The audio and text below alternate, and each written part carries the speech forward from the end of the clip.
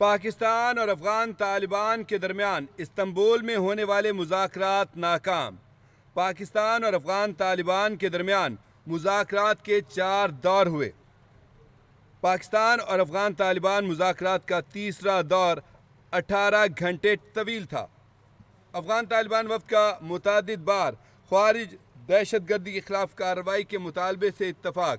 میزبانوں کی موجودگی میں بھی افغان وفد نے مرکزی مسئلے کو تسلیم کیا۔ ہر بار کابل سے ملنے والی ہدایات کے باعث افغان طالبان وفد کا موقف تبدیل ہوا۔ غیر منطقی ناجائز مشورے مذاکرات بے نتیجہ رہنے کے ذمہ دار ہیں۔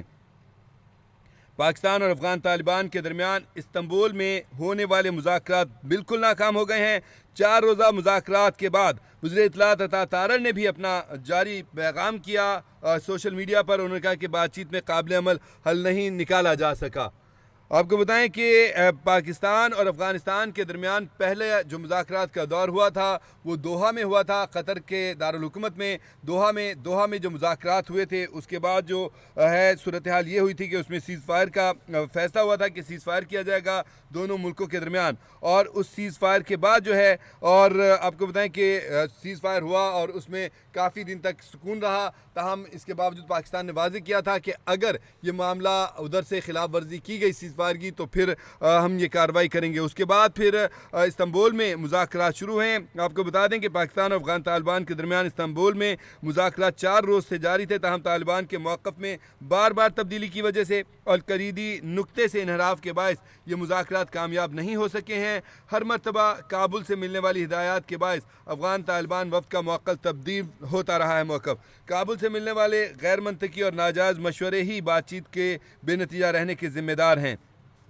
افغانستان سے پاکستان کا واحد مطالبہ ہے کہ سرحد پار سے دہشت گردی روکی جائے، اور اس حوالے سے ناظرین آپ کو یاد ہوگا کہ وزیر دفاع خواجہ آصف نے بھی 2 ٹوک بیان دیا ہوا ہے کہ اگر افغانستان کے ساتھ معاملات مذاکرات کے ذریعے حل نہ ہوئے تو پھر ہماری ان سے کھلی جنگ ہے۔ اور آپ کو یہ بتائیں کہ گزشتہ روز بھی جو مذاکرات ہوئے تھے، تیسرا دور ہوا تھا، اور یہ مذاکرات کا تیسرا دور جو ہے وہ تقریباً 18 گھنٹے سے طویل چلا تھا۔ اس میں اچھا ایسا ہوتا تھا کہ جو وفد بیٹھا ہوا ہے افغان طالبان کا مذاکرات کے لیے، وہ پاکستان کے موقف کو تسلیم کرتا تھا، پاکستان بات کو تسلیم کر رہا تھا، اور ایسے لگتا تھا کہ یہ بات مان چکے، اور وہ مان چکے تھے۔ نیم رضامندی ان میں ان کے لہجوں سے ان کے انداز سے عیاں ہوتی تھی، لیکن پھر جیسے ہی وہ صورتحال سے آگاہی کے لیے یا انفارمیشن لینے کے لیے کابل میں رابطہ کرتے تھے تو وہاں سے ان کو جس طرح سے ٹریٹ کیا جاتا تھا، تو اس کے بعد ایک دم سے ہی طالبان کا جو رویہ ہے وہ چینج ہو جاتا تھا، مختلف ہو جاتا تھا، اور وہ پھر سے لچکدار رویے کے بجائے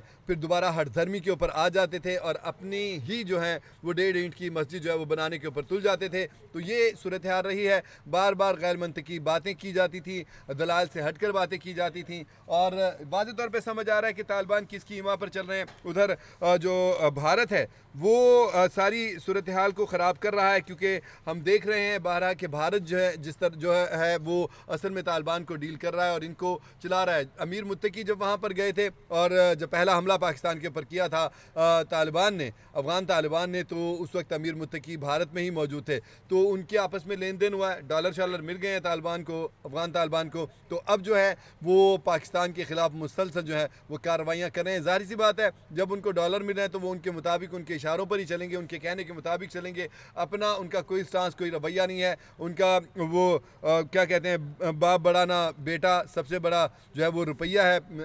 تو اس معاملے میں جو طالبان ہیں وہ اس وقت سب سے بڑے روپیے کو ہی مان رہے ہیں، اور روپیہ ان کو ڈالر کی صورت میں مل رہا ہے بھارت سے، اور بھارت کے کہنے کے اوپر وہ مسلسل چل رہے ہیں۔ اور اس صورتحال میں بھارت کبھی بھی نہیں چاہے گا کہ وہ پاکستان کے ساتھ مفاہمت کرے اور معاملات سدھار کی طرف آئیں، کیونکہ ادھر بھارت جو ہے جنگی مشقیں کر رہا ہے۔ دفاعی مبصرین کہتے ہیں کہ بھارت کی یہ جو جنگی مشقیں ہیں یہ قطعی طور پر جو ہے وہ نارمل مشقیں نہیں ہیں۔ پہلے بھی جب جنگ مئی ہوئی تھی اس سے پہلے بھی بھارت نے اسی طرح کی بڑے پیمانے پر مشقیں شروع کی تھی، اور الحمدللہ پاکستان پوری طرح سے چوکس ہے، پاکستان چوکنا ہے، پاکستان الرٹ ہے۔ پاکستان نے بھی ساری تیاریاں کر رکھی ہیں۔ اگر بھارت اس خوش فہمی میں مبتلا ہے کہ ادھر سے ایک طرف سے افغانستان اور دوسری طرف سے بھارت حملہ کرے گا اور اس صورتحال میں پاکستان کو وہ اپنی طرف سے کچل کے رکھ دیں گے، تو یہ ان کی محض خام خیالی ہے۔ پاکستان دونوں کو ایک ہاتھ سے اس کی گردن دبوچے گا اور ایک ہاتھ سے اس کا گلا پکڑے گا، اور پھر دونوں کی آنکھیں جب ابل کے باہر آئیں گی تو پھر ان کو سمجھ میں آئے گا کہ پاکستان کیا بلا ہے۔